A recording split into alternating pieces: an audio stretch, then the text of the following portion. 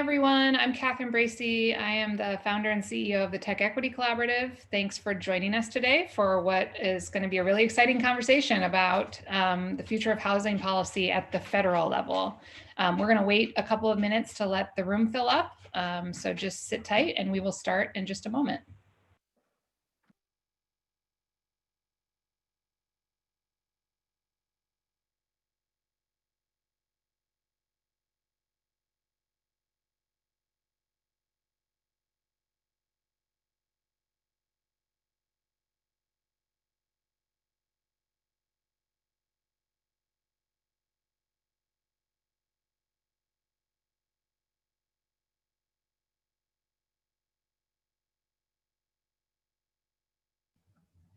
Hi, everyone. Welcome. If you're just joining us, I'm Catherine Bracy. I'm the founder and CEO of the TechEquity Collaborative.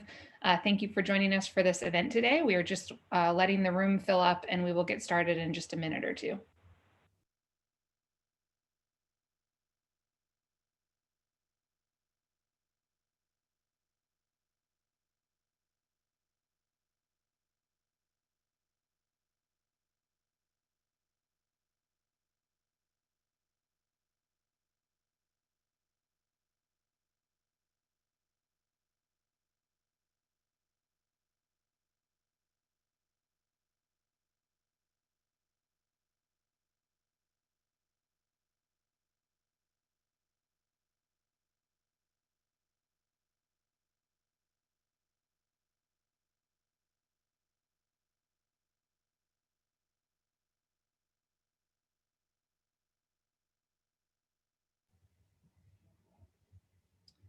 Hi, everyone. If you're just joining us, I'm Catherine Bracy, CEO and founder of the TechEquity Collaborative. Thank you for joining us for today's webinar. We're going to get started in about 30 seconds. So you have time to grab a drink or get yourself together, and we'll get started in just a moment.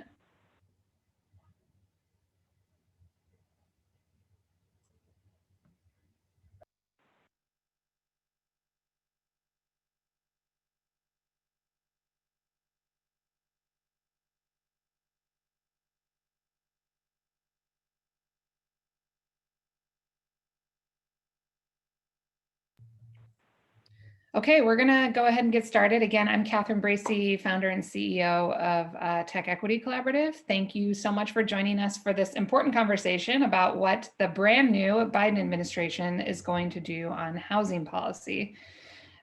Before we get started, I want to just tell you a bit about TechEquity for those of you who are new to this. TechEquity is an organization that mobilizes tech workers and tech companies around a policy agenda that we think will make it so that as the tech economy grows, more people benefit from that growth. So we do three things with tech workers and tech companies. We provide educational programming, webinars like this, and other types of programming to help people in the tech industry understand the issues that we work on.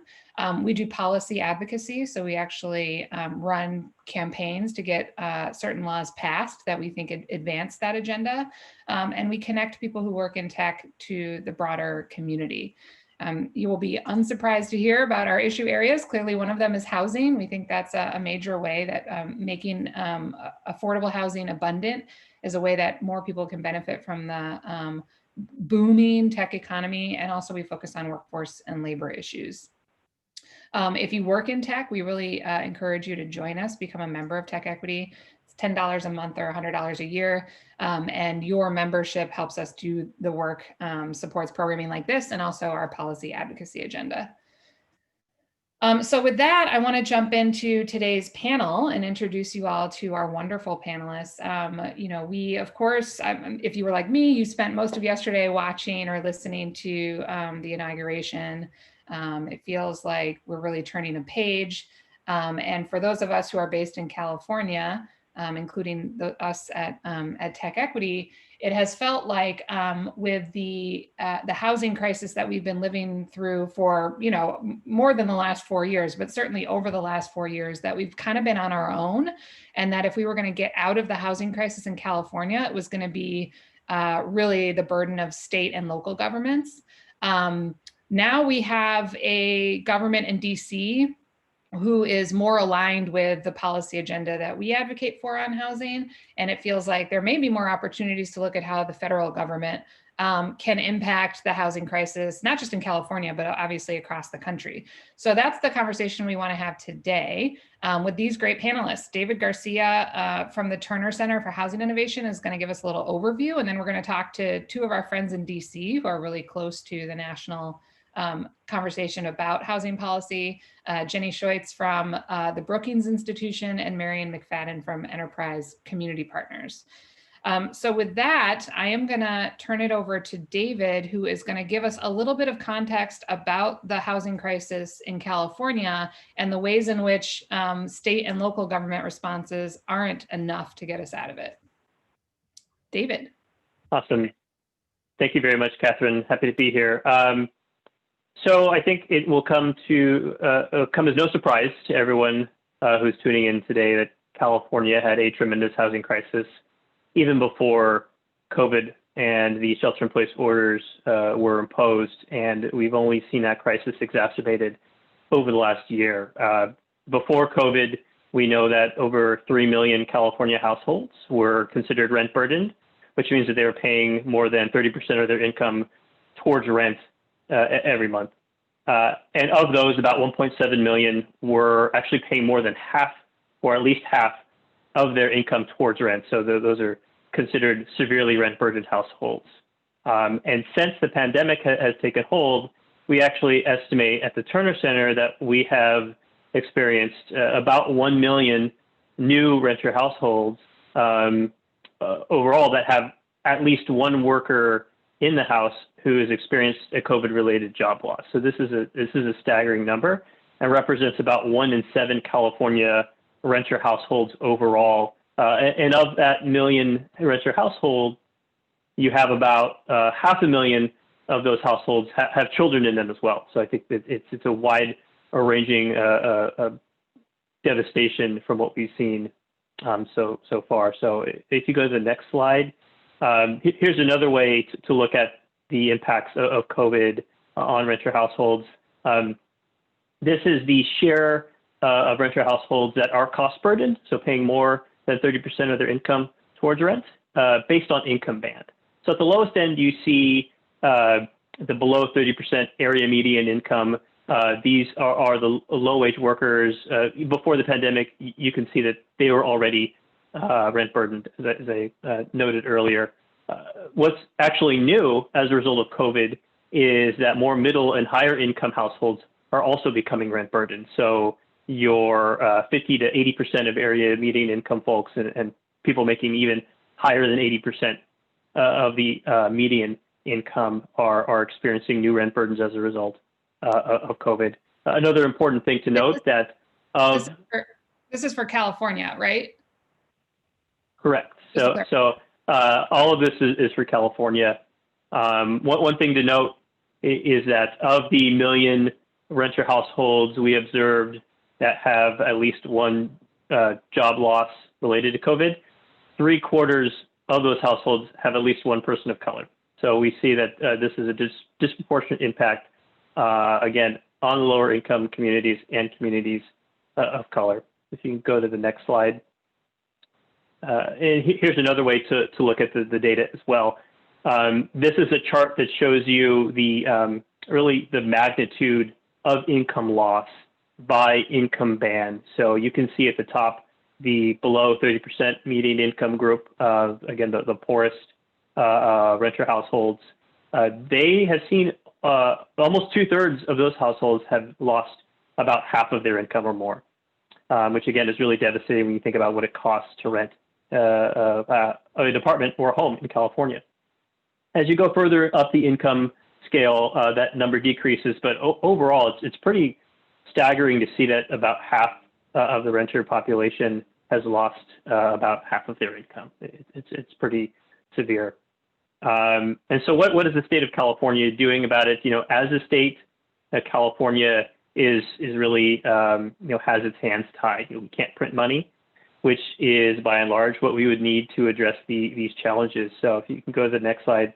But California has done a number of things to try and address these specific housing impacts related to COVID, one of the first things that state and local governments did was try and impose some sort of renter tenant protections to protect against evictions. And so this took hold in the spring and summer of last year through a combination of orders from the governor, from the California Judicial Council, that gave the legislature time to come up with a deal to pass legislation that would protect renters, keep them in their homes through the pandemic. And that culminated in the passage of Assembly Bill 3088. And that was passed at the end of August. And essentially what it does is it prevents evictions related to COVID income losses through the end of this month, January. California and the governor's office also took a proactive approach to trying to get the most vulnerable populations off the street during COVID. This was called Project Room Key, where the state would partner with hotel and motel property owners, try and get them to lease their rooms to the state for the express purpose of getting folks off the street. That has since evolved into something called Project Home Key, where the state is leveraging federal dollars from the CARES Act, which is passed in the summer, to actually use those funds to purchase those same hotels and motels to try and convert them to long-term supportive and transitional housing. So that has been, I think, a bright spot. And the governor has actually committed more funds to expand that program in 2021. And then at the local level, cities have been trying to be creative as well in protecting renters and tenants in their areas. So they've done this through, again, imposing their own eviction moratoriums even before the state got involved, and also using some of the CARES Act dollars that were allocated to them in the summer for standing up emergency rental assistance programs. So allowing tenants to apply to the city to receive funding to pay for their rent for some amount of time. So these are all some of the strategies that California has taken, but there are challenges that remain. I mentioned earlier the bill that was passed last year to prevent evictions, that expires at the end of this month. And so lawmakers are going to scramble to try and come up with an extension. That bill has already been proposed. It's Assembly Bill 15, which would extend the eviction moratorium all the way through the end of the year. The governor has signaled some support for that, so I think they'll find a way to get it done, but it is coming up pretty fast. Also, California, again, had a really huge housing supply shortage even before the pandemic, and we're really at danger of exacerbating that shortage moving forward. We have actually observed that a number of projects, new housing projects, are probably going to hit the pause button in 2021, maybe 2022 as well, because the math doesn't work anymore. Some rents in high-cost areas like Oakland, the Bay Area, are forcing banks and investors to pull back, which means that once the economy gets going again, we may run into a challenge of actually housing the workforce, as what happened after the last recession. So another thing that's more of a long-term challenge. And then lastly, this is a mostly good, but also a challenge, right? So in the last bill that was passed at the federal level in December, there was billions of new dollars that are going to be allocated to California for emergency rental assistance, which is fantastic. It's what a lot of housing advocates have been pushing for. The challenge will be at the local level, actually administering these programs, right? If the city hasn't already put together a program to try and give out these emergency rental assistance dollars, it's going to take them some time to actually put that framework in place. And so it's going to be a little while before we actually see that money trickle down to tenants to help keep them in place and help them manage the arrears. But hopefully we have some more federal support coming. I know that's the topic of today's panel, both in the short term, but also in the long term, right? I think there is a really pressing need to deal with the fallout of COVID, not just in housing, but across all sectors of society. But in the longer term, I'm also hoping that a new administration will be able to think a little bit proactively about, not just how to address the emergency we're facing, but also how do we expand and improve upon our existing housing infrastructure at the federal level, and by extension here in California too. So I'll stop there.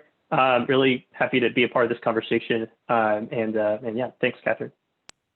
Thanks, David. That was great, and a really great segue into Jenny. Is it Schuetz? Am I saying that right, Jenny? Schuetz, rhymes with Schuetz. Okay, great. Sorry about that. Jenny's Senior Fellow at the Metropolitan Policy Program at the Brookings Institution. And Jenny, I'm hoping that, David gave us a good sense of what's happening at the state level, mentioned obviously that states aren't able to print money, which is one thing that the federal government does have the ability to do. I'm wondering if you can just give us a broad sense of the role that the federal government plays in housing policy. What are the tools that they have to address the housing affordability crisis, and just in general, historically, what has the federal government been doing on housing? Sure. So it's helpful to think about kind of the chunks of the housing market or segments of the housing market where the federal government has influence and what kinds of tools they have, because this really varies by sort of market segment. Often when people talk about federal housing policy, what they really mean is subsidies to low-income households. So some of the things that David was talking about, rental assistance, vouchers that households get that help them cover the cost of rent on a private rental apartment, or public housing, or some of the other subsidies to build apartment complexes with subsidies. So that's an important role, and only the federal government has the resources to pay for that and to provide that kind of support. But it's important to remember that the subsidized rental market is actually a very small part of the overall housing market. So this only applies to low and very low income households, and actually about only 1 in 4 eligible low income renter households gets any kind of federal assistance. So the federal role, even though it's important there, is actually quite small relative to the overall size of the population. The bigger area where the federal government has traditionally played a role in housing markets is actually in the homeowner occupied market. And the federal government has a big role in directly regulating the availability of mortgages, the conditions of mortgages, sort of the terms that they're allowed to be offered on, and indirectly through interest rate policy, the cost of buying a home and taking out a loan.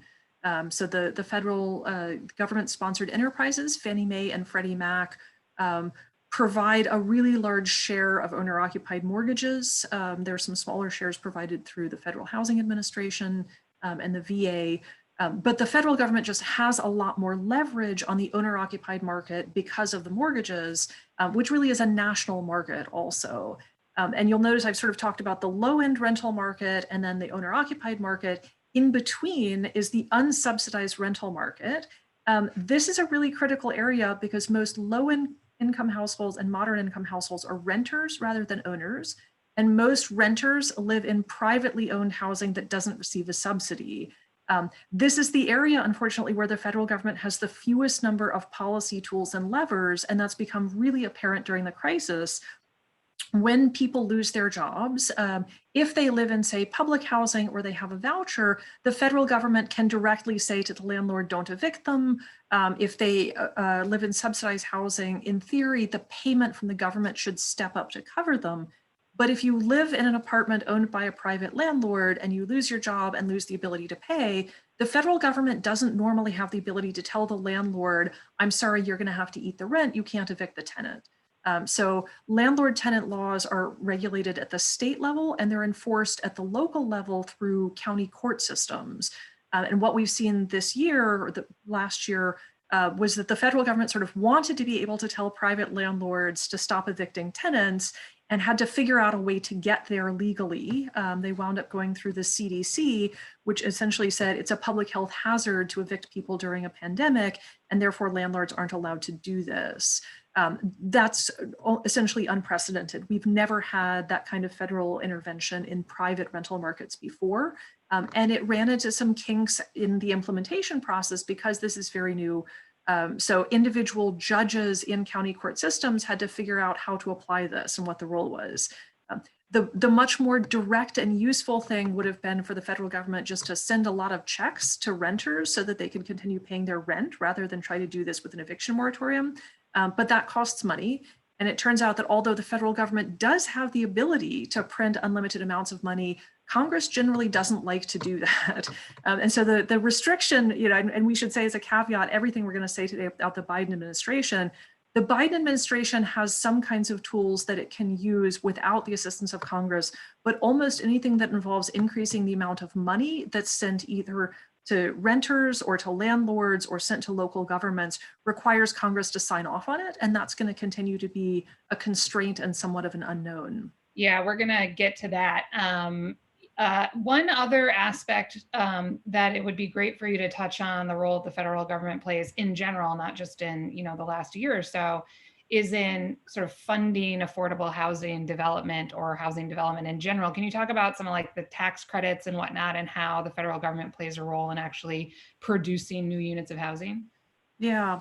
And this, it's sort of a complicated process. The federal government doesn't actually build that much housing, and we haven't since about the late 70s, early 80s. So the federal government doesn't build housing directly that it owns and operates and subsidizes. It provides funding to both for-profit and nonprofit developers through a fairly complicated Rube Goldberg machine of federal tax credits get allocated from the IRS to state governments, who then allocate them to developers, and the developers can sell these credits to investors who count this against their federal income tax. So this is an indirect way of getting money both to the entities that build subsidized housing and to the households who live in it. And we've set that up for a number of largely political reasons, but that's by far the largest housing production program is the low-income housing tax credit. There are a couple of other mechanisms beyond that, but that's really the primary one. That plus the household level vouchers are the two largest tools for affordable housing subsidies. Great, thank you. We're going to move, actually, before we move on to Marion, I just want to remind everyone that I didn't say this earlier, we are going to be taking questions from the audience at the end. So if you have a question, if you can pop it into the Q&A function at the bottom, not the chat. Feel free to use the chat to just, chat. But if you have a question for the panelists, please use Q&A. And if you are in the chat, just a reminder that we do enforce a code of conduct at all of our events, virtual or otherwise. And Marion and Herman from the TechEquity team are in the chat to help share that code of conduct and answer any questions that you have about the event or otherwise. And Catherine, I'll actually just tee up one more thing. A big chunk of stuff that is important for housing markets that the federal government has virtually no control over is land use. So as Californians, you guys probably talk about that a lot. The issue of where you're allowed to build housing, and especially where you're allowed to build apartments, and the process for building that is almost exclusively governed by state and local governments. So although it would be very helpful to have some consistent national standards on that, we don't have it. And that's going to be, I think, one of the big questions, whether the Biden administration can do anything on land use policy that hasn't been done yet. Yeah, and this is actually something, the issue of zoning is something we want to talk about later, because there was during the campaign a talking point, I guess, around the suburbs, which really did boil down to zoning policy, and it did refer to a federal rule. So hopefully we'll get a chance to talk about that later. I want to introduce Marion McFadden, who's the SVP of Public Policy at Enterprise Community Partners in DC as well. Marion, thank you for joining us. Jenny did a good job of kind of giving us a big picture of what the federal government can do and has historically done, the levers that it has. I'm hoping you can tell us a little bit about what the federal government has been doing to address the short-term crisis created by COVID, including, through the CARES Act or other policies. And also whether you can touch on any housing-related policy elements that are included in President Biden's latest proposal for the next round of COVID relief. Sure. Well, I'm glad you asked that question, because there's a lot to talk about coming out of Washington. But let's look back at last year. So Jenny, I think, laid out for you some of the people that don't get reached by what the federal government is doing in terms of, that number of only 1 in 4 families that qualifies for federal assistance gets it. So we'll talk about that in a minute. But I wanted to highlight some of the big wins last year. There was $150 billion provided to states for the coronavirus relief funds. And projects like Project HomeKey tapped into that money to provide housing assistance. And then Congress provided another $12 billion for existing HUD programs, so housing and urban development programs for low-income people. And then they came back to it at the end of last year in late December and provided another $25 billion in rental relief. That one's going to get run out of the Treasury, so may take a little while for some of the communities to lift off their programs, but it's a significant amount of money. It's not everything we need. So I think we've all recognized that.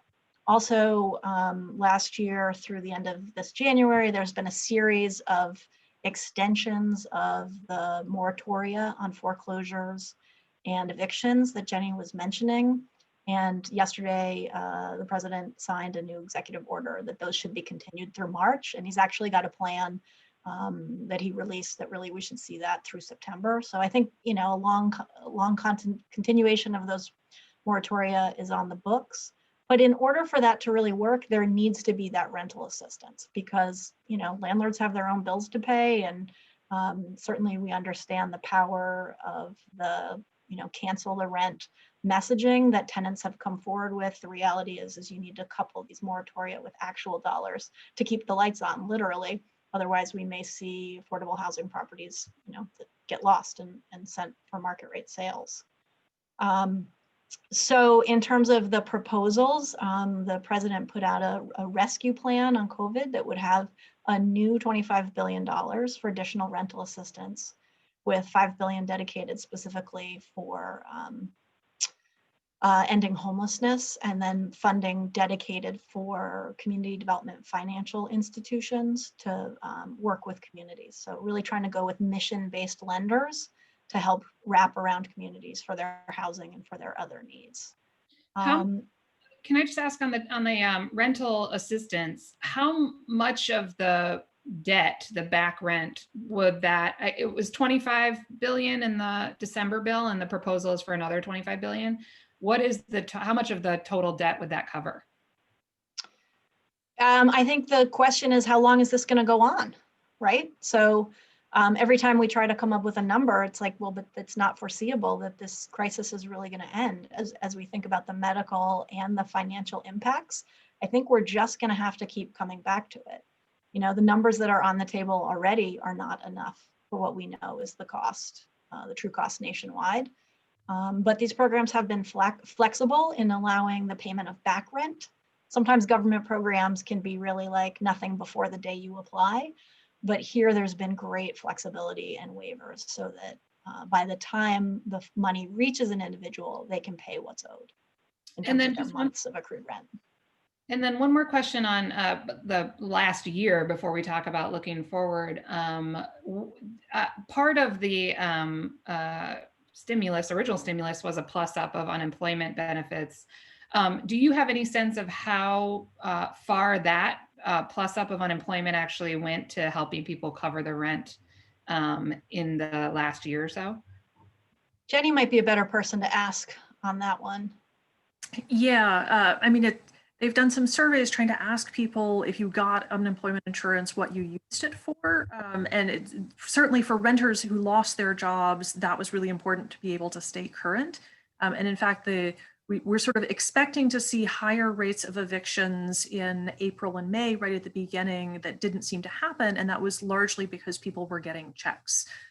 So, you know, people were able through really the summer, if they were getting unemployment insurance, not everybody who should have gotten it got the full amount. But if you were getting that, most people were able to continue paying rent.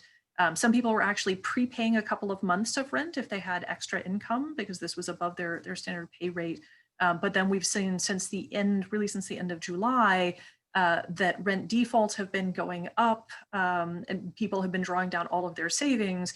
You know, so if you imagine that you had maybe like a month's rent saved up and you got through that, and then you got unemployment insurance.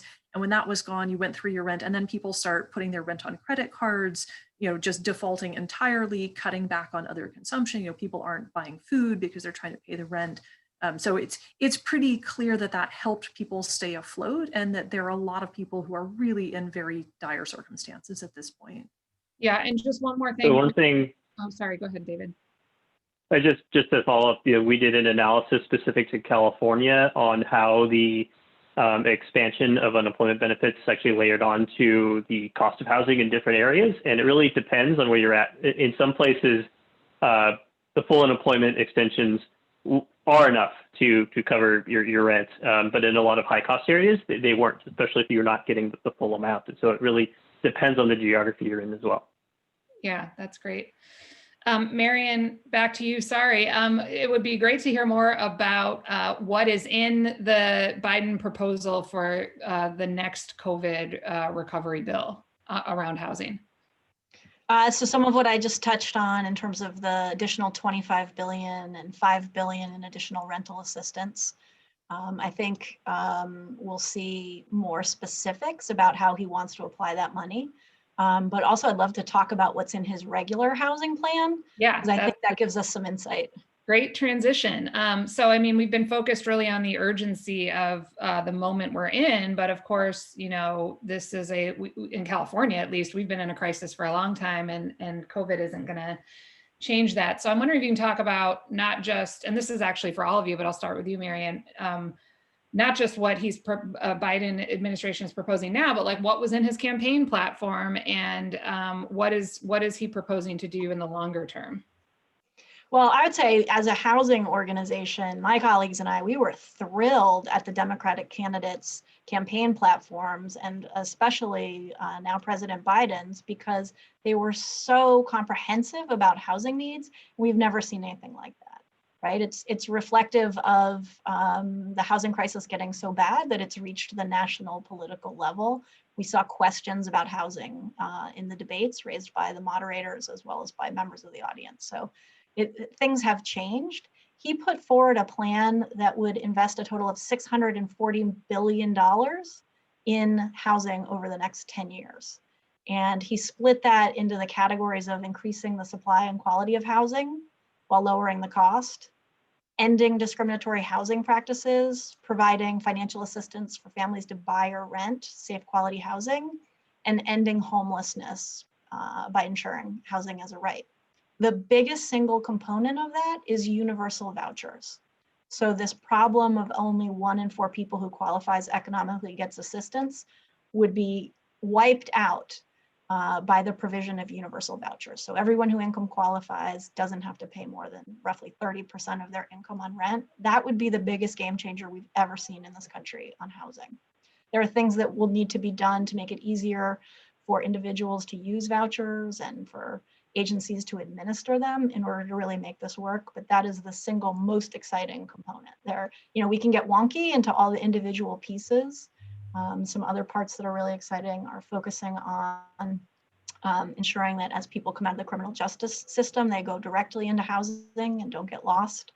Better protections for LGBTQ people, particularly those who are experiencing homelessness, since that's at such a higher rate than others, and focusing on building housing, right? We haven't had enough of a major investment in building housing, as Jenny was saying, for decades. And it's really important, since wages haven't kept pace with inflation, that the federal government make a real investment in ensuring we're creating units, because the private sector is not on its own going to go out and create new apartments to rent at affordable rents. That's just never going to happen. Yeah. Jenny and David, I'm curious what you think in terms of the overall Biden proposal around housing. What are, Marion mentioned that making universal vouchers a thing is a big game changer. Are there other things in those proposals that kind of jumped out to you as really making a big dent in the housing crisis? Yeah. Go ahead, Jenny. Just coming back to the question of supply, and particularly in places like California, where the hurdle to building is in large part that state and local governments have made it hard to build, have made it very expensive, have locked up a lot of land in single family houses.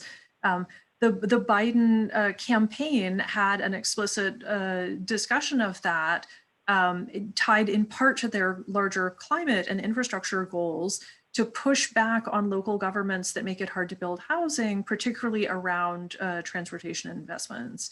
And so that's, I think, also that's also very new. We've never seen something like that in a presidential proposal.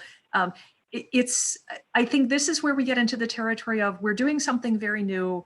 It's not totally clear how it will play out and how effective it will be. And I think we need probably some more details spelled out in how they plan to do this.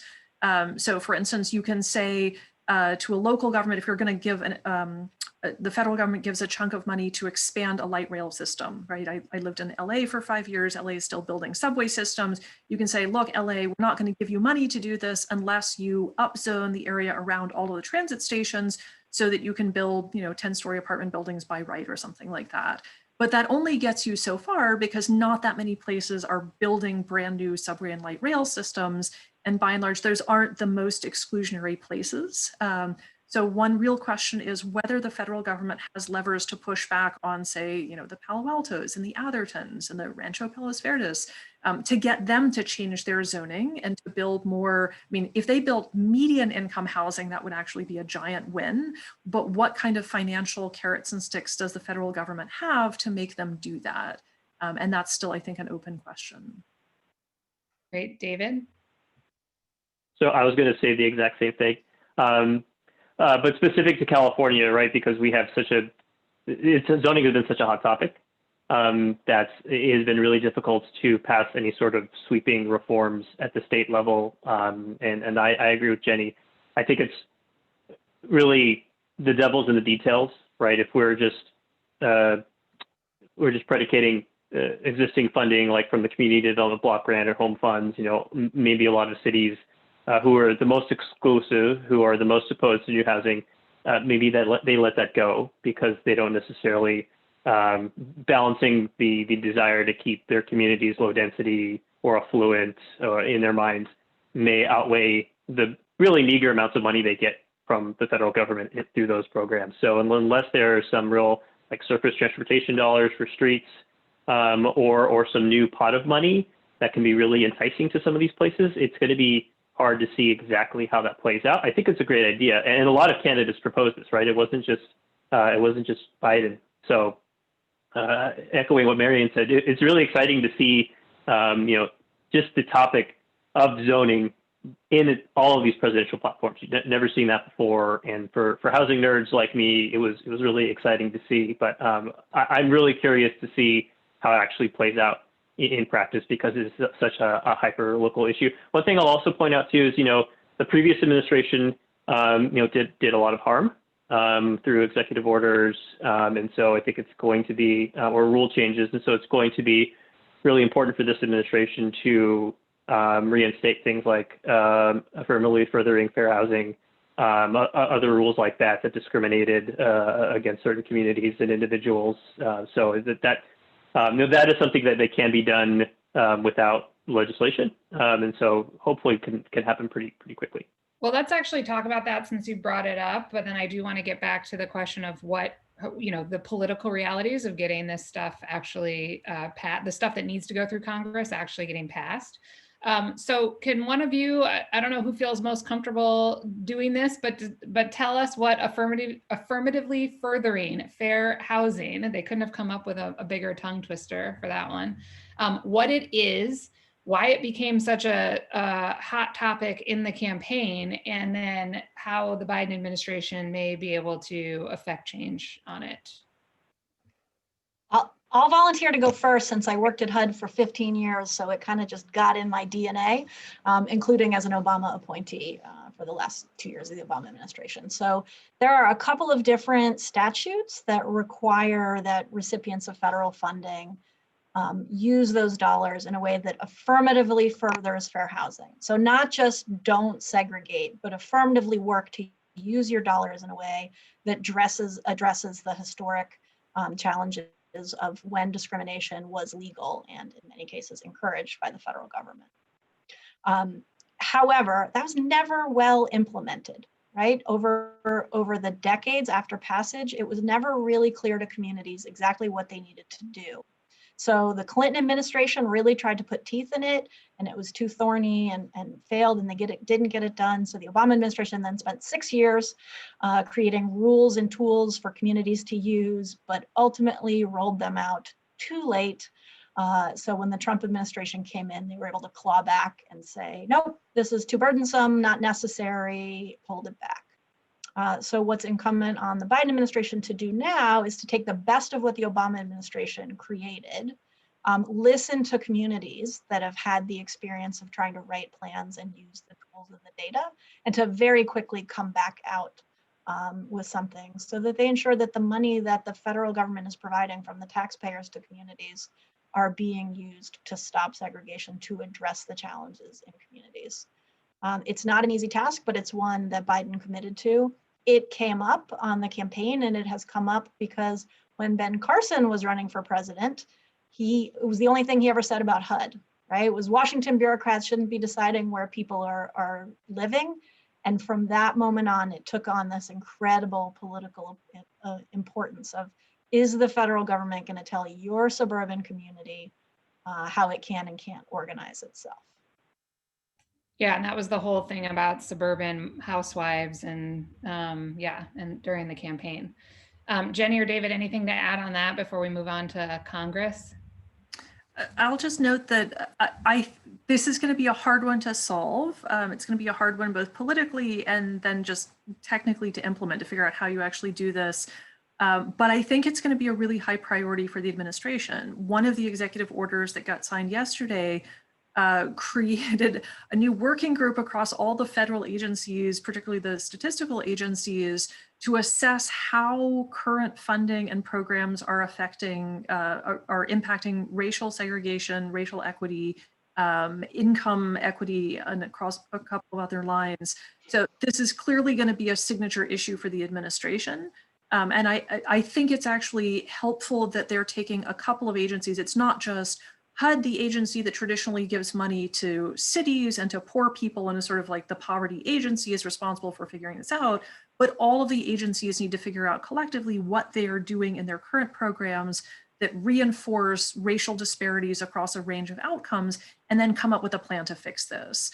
For some of the reasons we talked about before, just relying on HUD's budget is not going to be a way to get to the communities that need to change.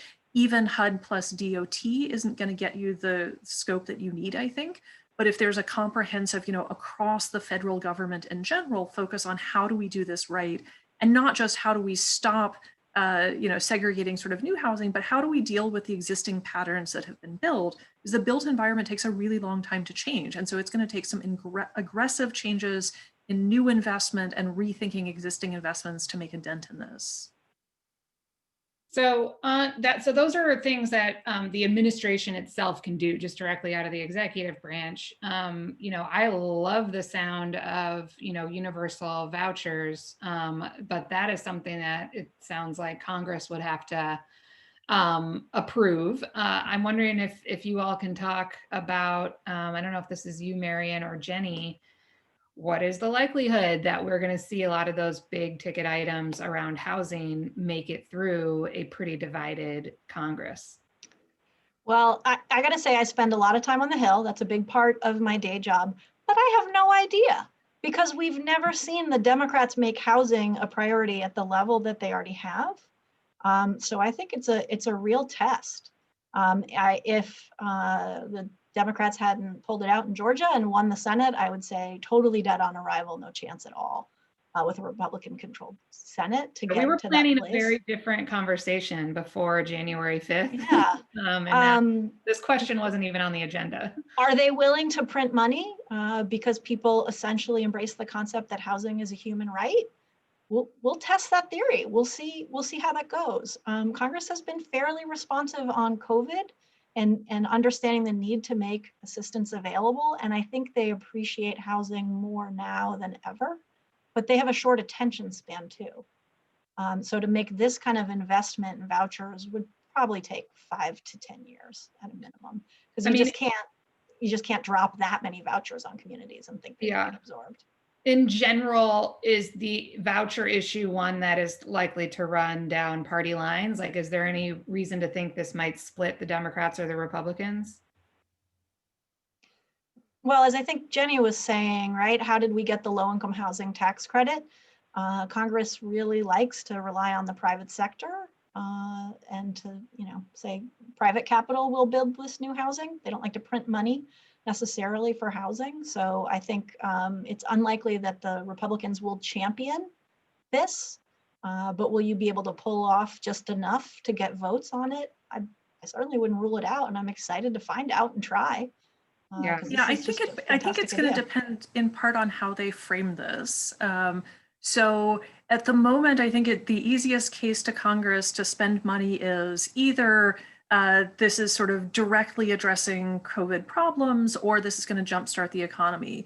And like, there's a good argument to be made that focusing on the housing segment, the housing industry, is a great way to jumpstart the economy, right? Construction has often led coming out of a recession. Packaging housing vouchers, which is, pretty definitely a Democratic issue. We care about poor people, we should give them more money.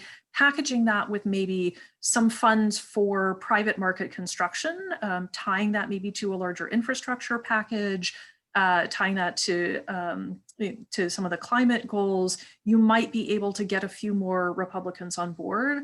I think that politically there's also some, like, if you're going to spend a whole bunch of money, the more people who get something from it, the more likely it passes. Like, throw a bunch of money at retrofitting existing housing for energy efficiency and for quality upgrades, because it turns out that like rural areas have a lot of really old, poor quality housing that needs an investment. And there are a lot of older homeowners who could use some money to fix up their existing home. That gets you some climate stuff. They're spending money hiring contractors to fix things up. That gets you into geographies that you don't necessarily get with vouchers.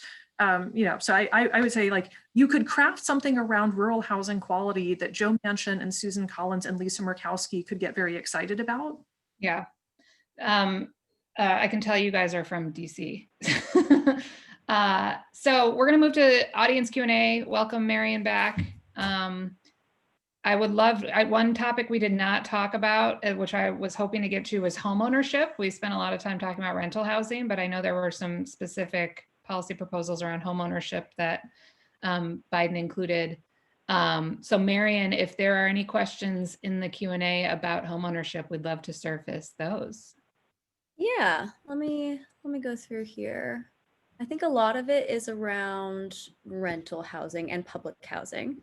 There is a question here about real estate investment trusts and how they buy up housing stock, welcome subsidies, and then essentially have taxpayers fund their return on investment.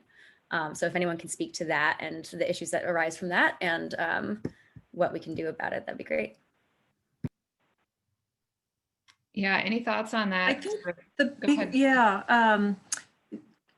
coming out of the Great Recession, when sort of the Wall Street side started getting into buying up single family houses, it wasn't necessarily the REITs, it was often the private equity firms who really hadn't been big players in the real estate industry, right? So REITs do a combination of things, but a lot of them develop real estate ground up and they own it and they have the income on it. And so it's their business.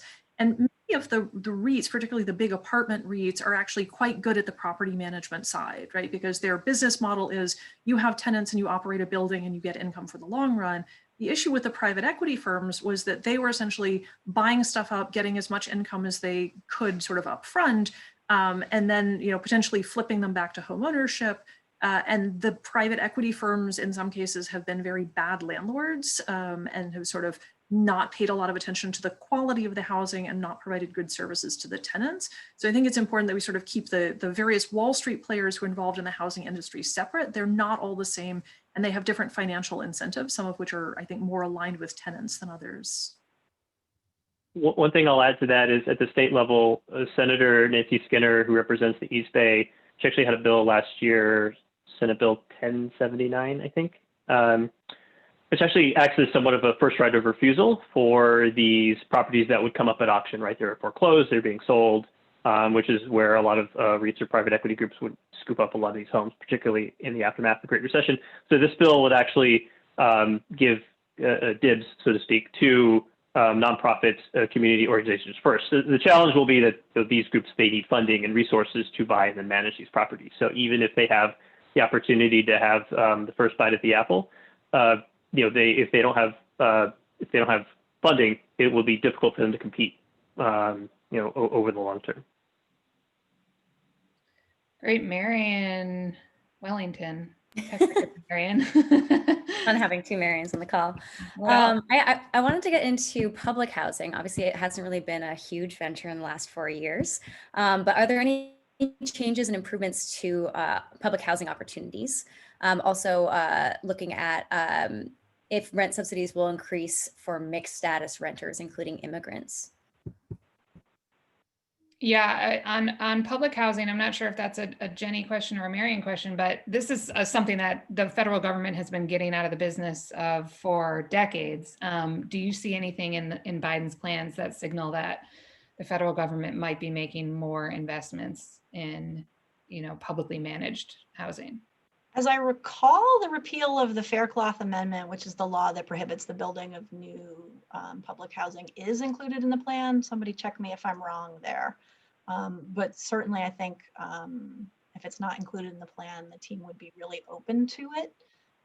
The question comes back to that political one. Does Congress want to appropriate the dollars or just try to create more credits for the private sector? The housing vouchers where the individual gets to pick where they want to live.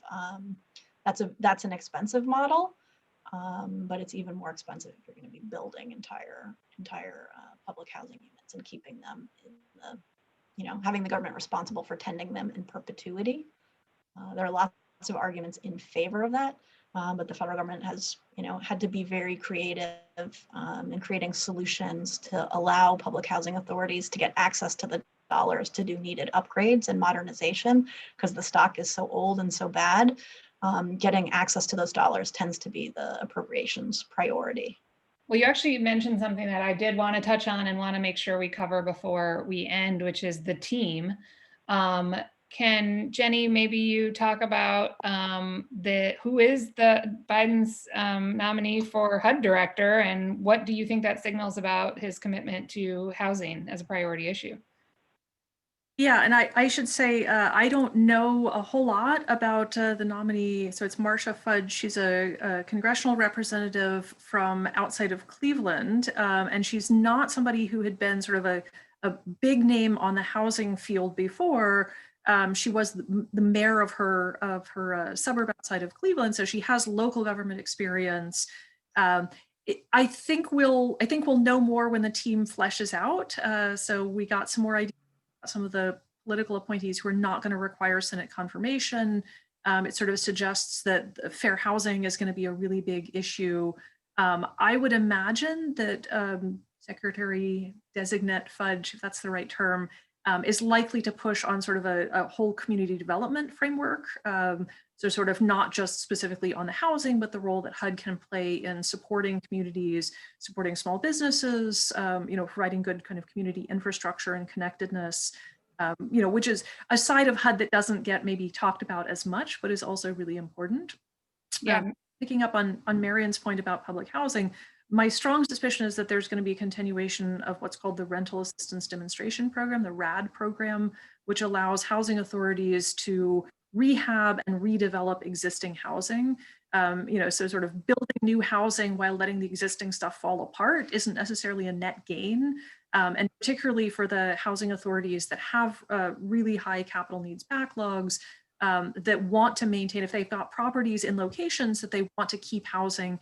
And actually a number of the older housing authority properties could be redeveloped with more units on the same site. And so that's an option that housing authorities can do now. They have to tap into sort of a couple of different funding streams to do it. But in some cities, that's pretty attractive. Marion McFadden, you used to work in HUD. What's your take on the team? Secretary Designee Fudge, if that's it, Jenny.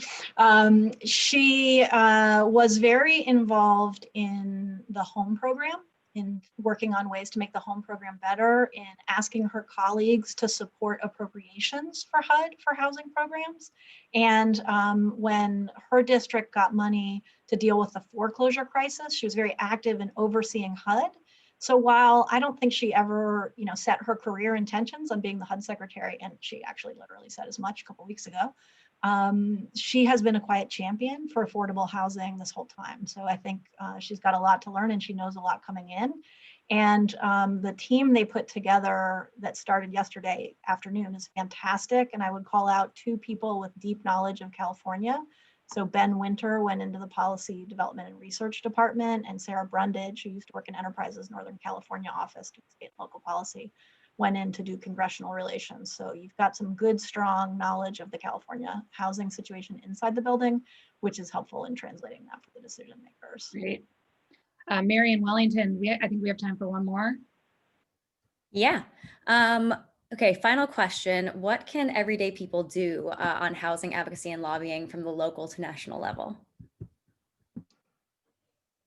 Show up at your local community meeting and tell them you want more apartments. Because honestly, particularly in California, the hardest part is to get people on the sort of the pro-housing side, right? Homeowners have strong incentives to show up and say, don't build apartments, especially subsidized apartments, next to my house, in my neighborhood, in my kid's school district. And it's much harder to get just ordinary people to show up and say, this is really important, right? This is important for for the neighborhood. This is important so that we can have more people living here, so that businesses have the ability to hire and retain workers. And so the more you can make your voice known and say, this is an issue that isn't just about poor people, this is an issue about the whole region's economy, the whole state's economy, and we want our policymakers to take it seriously.